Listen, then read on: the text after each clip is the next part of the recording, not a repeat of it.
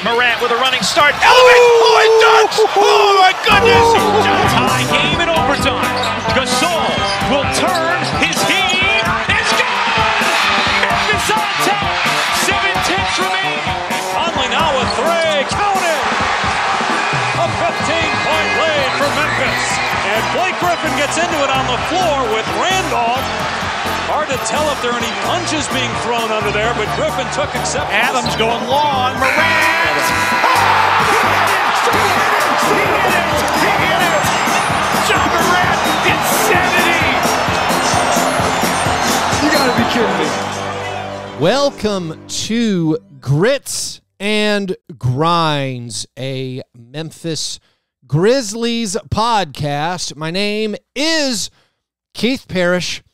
Hope your offseason is going well. It is not going that well for the Memphis Grizzlies as Ja Morant has made news once again, and he has been suspended by the team for an Instagram live video where he was once again filmed holding a firearm. And you know, this, of course, is not what any of us want to be talking about as far as our Memphis Grizzlies, as far as our coverage of basketball and the NBA. I still haven't released my end-of-year Grizzlies Stats Spectacular show. It's on the way. I haven't jumped into draft stuff or free agency or fake trades yet. I always enjoy those things, look forward to them. But once again, we are now dealing with off-the-court issues. It is a fair question, I think, when we find out that the team has suspended him from team activities. Like, what team activities are there the next month or two? I mean, I don't know.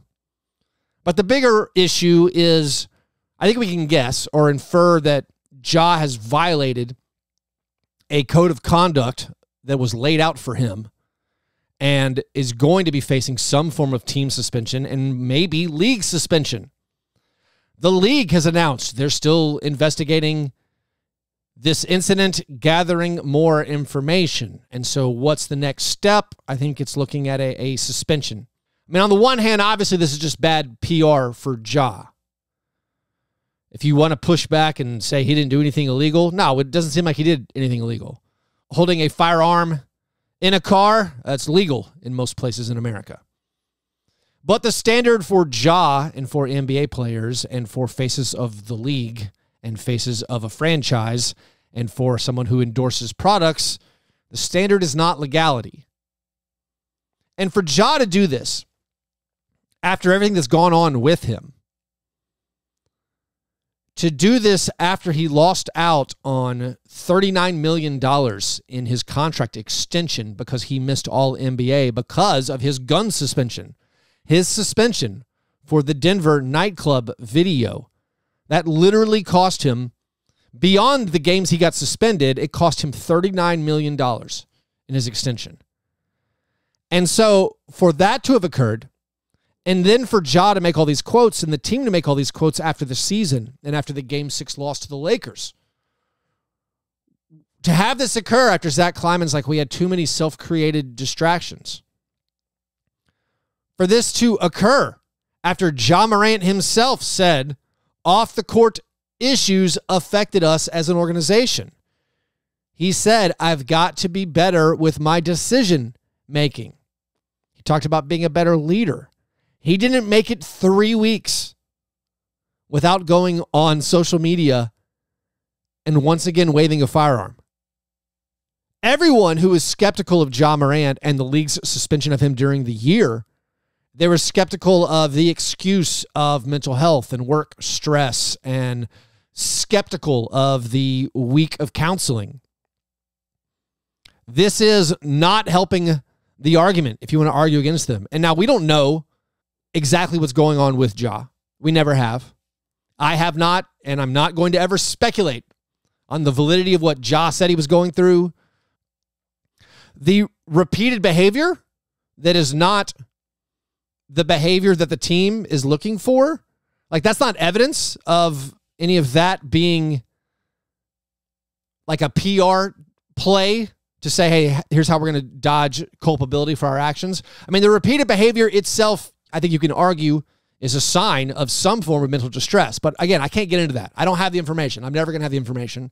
Only the people around Ja Morant and Ja's close circle will know exactly everything that's going on. But the way it affects the team, the way it affects Ja, the public relations aspect of it, it's damaging to the franchise. It's damaging to Ja. It continues to be a thing that the league has to step in or will step in. Like, why is he handling this firearm on social media again? Why is he making another self-created distraction? I think it's possible the league comes down hard. One of the reasons Ja Morant's last suspension was only 8 games, and it was a costly 8 games, again, made him miss All-NBA, made him miss out on a Supermax contract. But one of the reasons he only got suspended 8 games for the Instagram Live video was they couldn't prove, or they didn't know how the gun got there. Where did that gun come from? Was it on team property? Was it on the team plane? If that gun had been proved to be on the team plane, Ja would have faced a huge suspension, like half a season or something. Like, maybe they could definitively prove where that gun came from and the league was satisfied that it wasn't on the team plane. But if I'm inferring or guessing or making up a hypothetical situation in my mind, I can imagine the league was like, all right, well, we can't prove it, so we're going to give you an 8-game suspension, but here's your standard of conduct. Don't film yourself with firearms. That seems like very basic. Just don't do it. Because you remember the last suspension was for conduct detrimental to the league, and it was the culmination of a series of allegations. There was the incident with the Pacers team bus.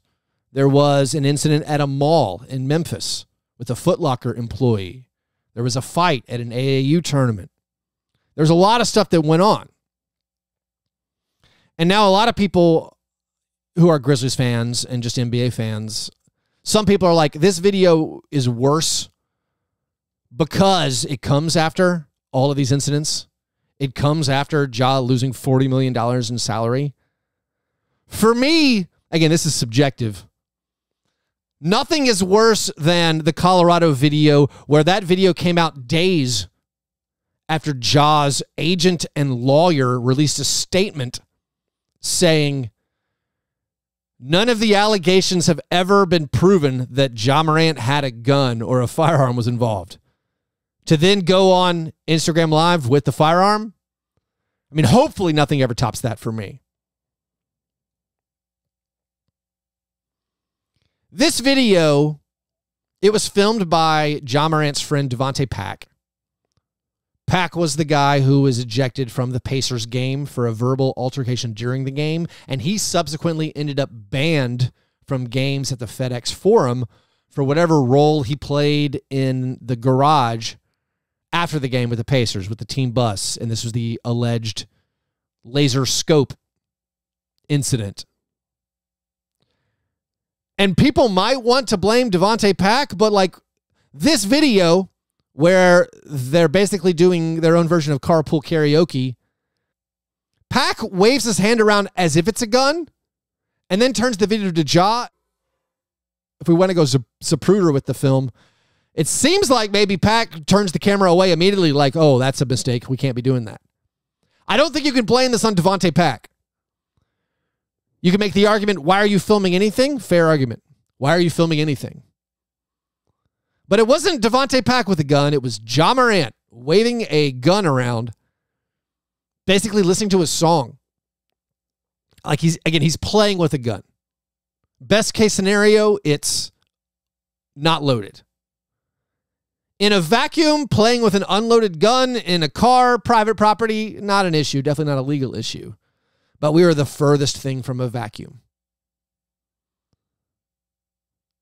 He missed out on All-NBA 100% because of what he did on social media with a gun. And now barely 2 weeks from the season being over and admitting that there were self-created distractions and he's got to make better decisions and the off-court issues affected the organization, he's done it again.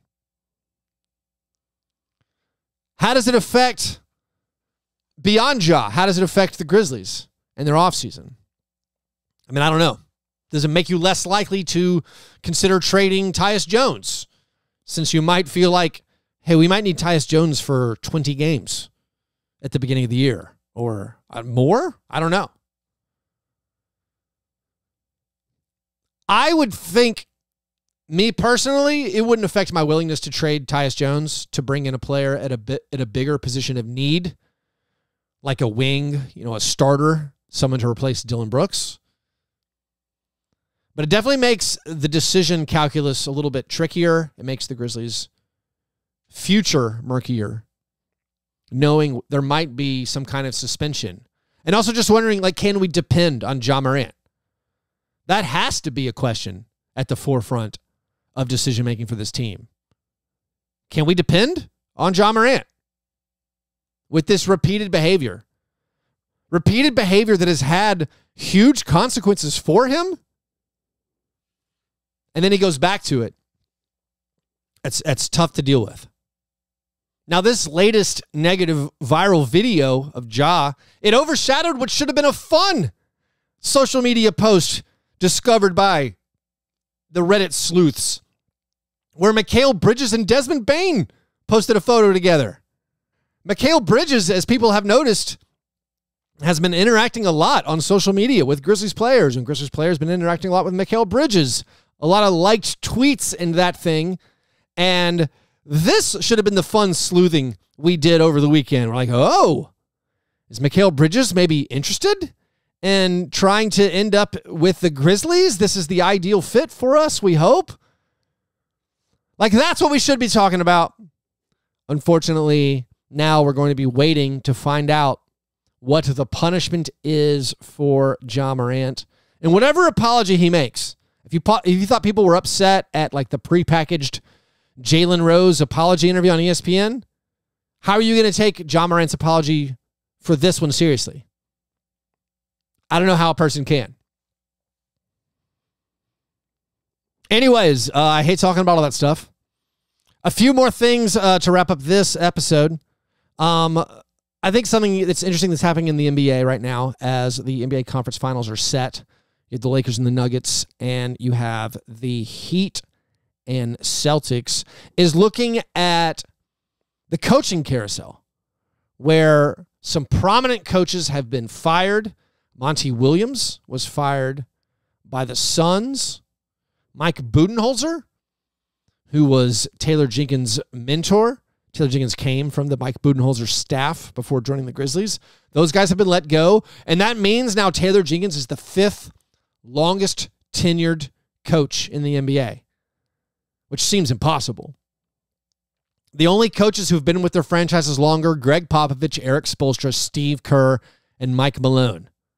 I know it might be natural among NBA fans and Grizzlies fans when you see well-known coaches become available to wonder, oh, could we upgrade there? I mean, maybe, but the Grizzlies are not going to upgrade this offseason.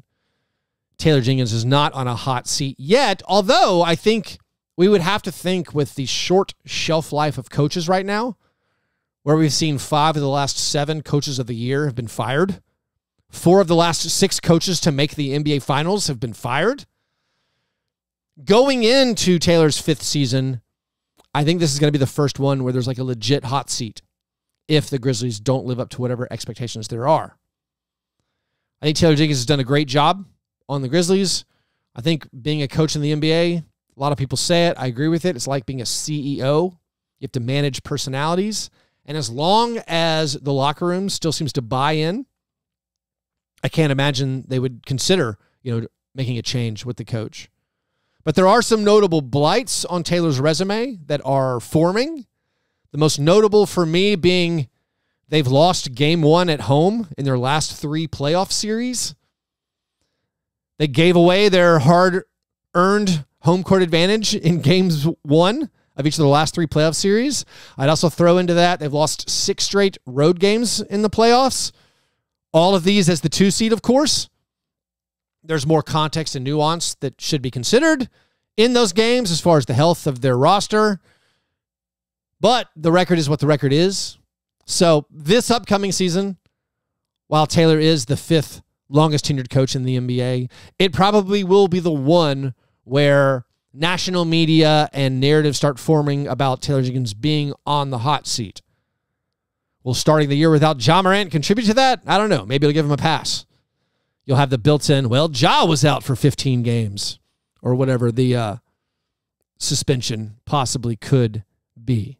I don't know, again, if there's going to be a Ja Morant suspension. I feel like Adrian Wojnarowski was implying that was going to happen. I saw some apps reporting that ESPN was saying there could be a league suspension, but we don't know exactly what that is right now. With the Ja Morant situation and with the Grizzlies moving on from Dillonbrooks, their future is slightly murkier than it was, and maybe a little bit less promising than maybe it seemed a year ago. But if you look league-wide, I still think the Grizzlies' future is basically as bright as anyone in the Western Conference. And I thought it would be a fun exercise to try to consider as we head into the conference finals, as we head into Tuesday night's lottery drawing, which Western Conference teams maybe feel the best about themselves heading into the offseason, and where do the Grizzlies rank in that hierarchy. And I will do those rankings right after this short break. Download the brand new official Grind City Media mobile app. Explore new ways to access your favorite Grind City Media content, from your favorite shows and series to news and entertainment. Stay connected with exclusive content at your fingertips with the new Grind City Media mobile app, available in both the Apple and Google Play stores.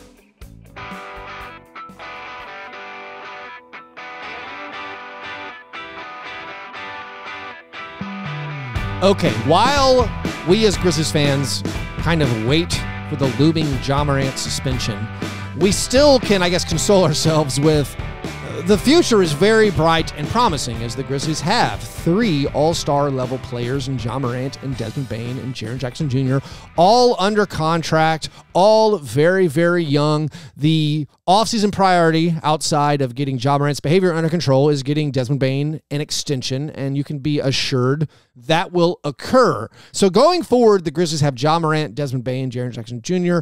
locked up. The Ja and Jaren contracts are actually well under market value. Again, caveat, providing Ja can stop getting into off-the-court trouble.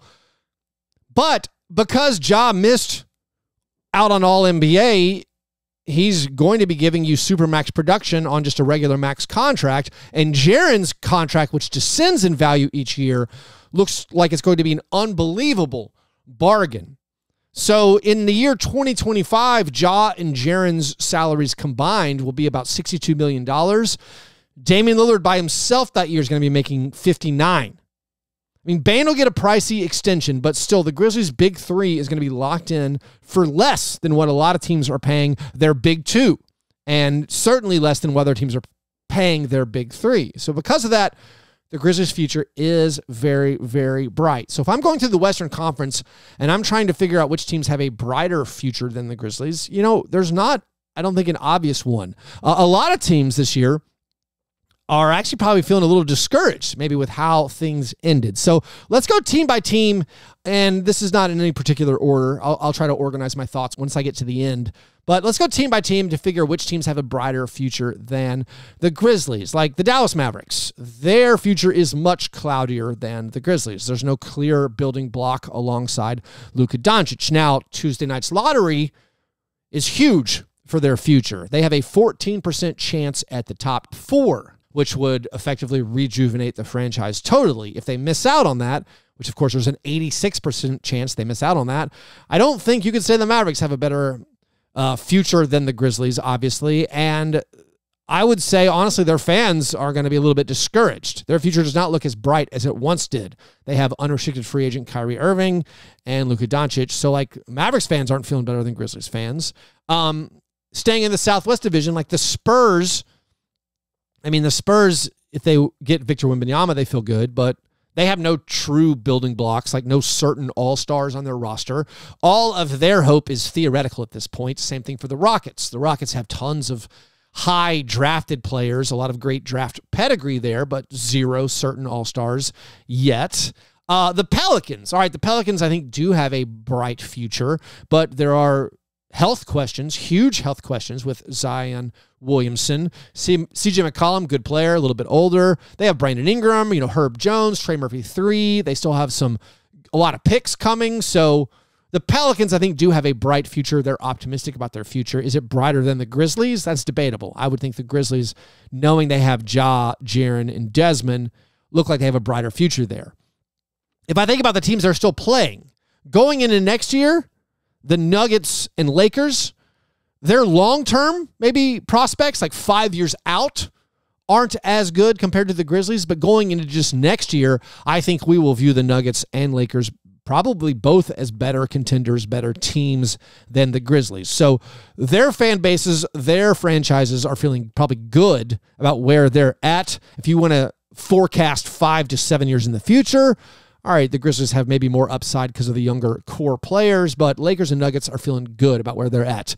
The Clippers, no, I don't think the Clippers have a very good outlook for next year as they continue to deal with the health of Kawhi Leonard and Paul George, and they don't have really any young up-and-coming players on the roster. The Phoenix Suns are an interesting one. They, of course, fired Monty Williams. They are likely going to lose Chris Paul. They're going to move on from him. DeAndre Ayton is probably getting traded. Maybe that's a positive. But the Suns have elite top-end talent, Devin Booker and Kevin Durant, and not a lot else. They're going to have a new coach. I think the Grizzlies have a brighter future than the Suns. The Kings, all right. The Kings had an awesome year. Their fan base is feeling amazing.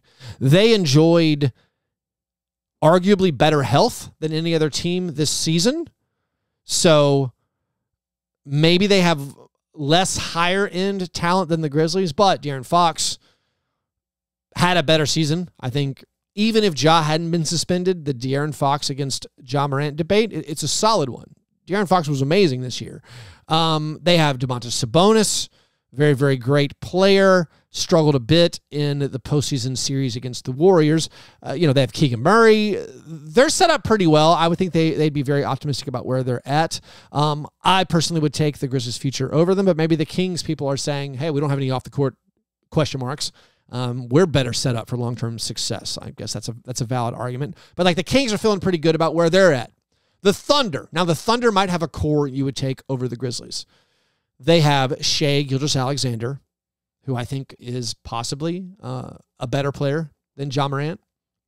They have Jalen Williams, who was amazing this season as a rookie. You got Josh Giddey. You got Chet Holmgren coming along, who was injured all of this year. And they have all the picks. So many first-round picks. So many things they can do.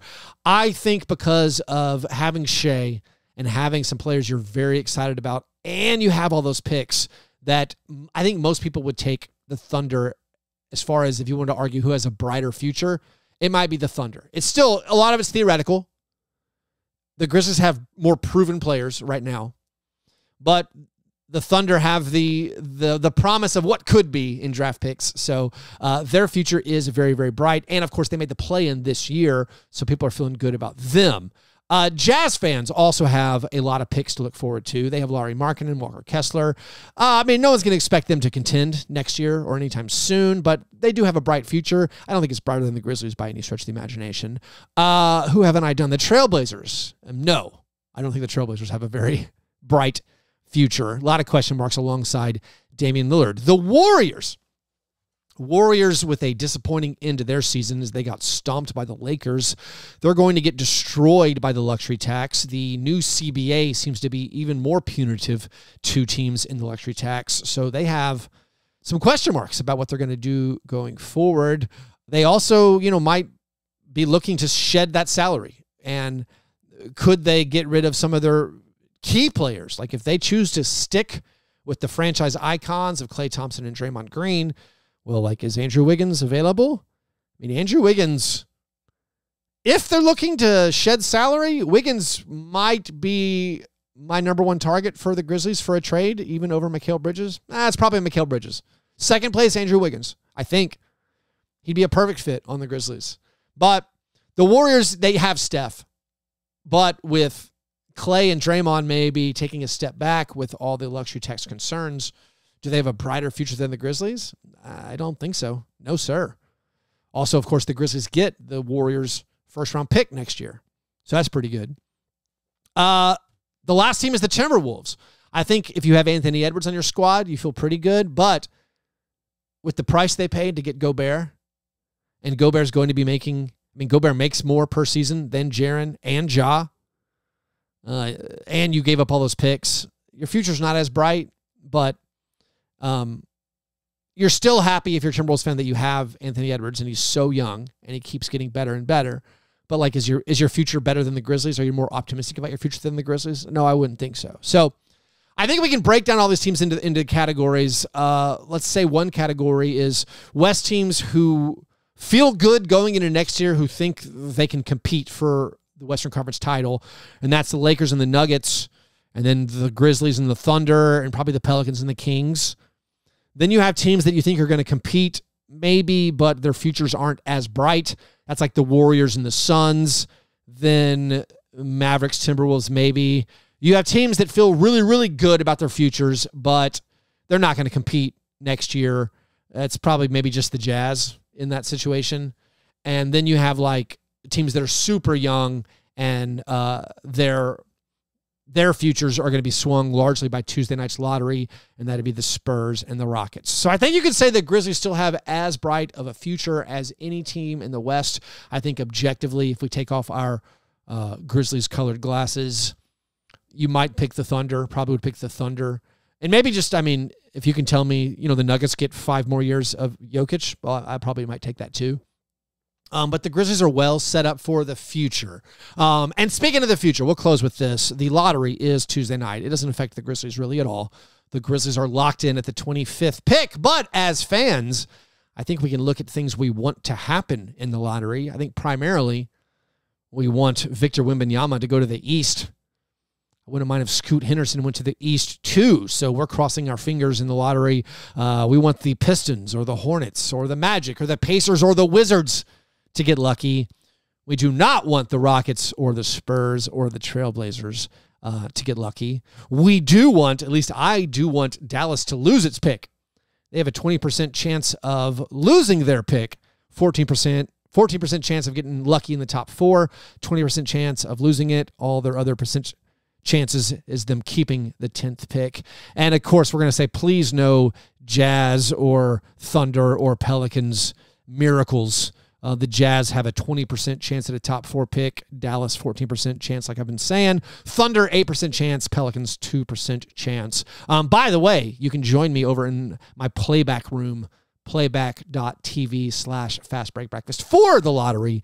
I'll be watching that in there on Tuesday night, 7 p.m. Central. So 7 p.m. Central on Tuesday night. Join me over at Playback, and we'll watch the lottery drawing and react to it. Should be a lot of fun. Anyways, thanks you guys for listening. I will have another episode out this week with a very special guest. I'm sure you're going to enjoy it. So make sure you subscribe to the podcast. Of course, subscribe also on YouTube for the Grits and Grinds YouTube channel. All right. Hope you guys have a great Monday. I'll talk to you soon.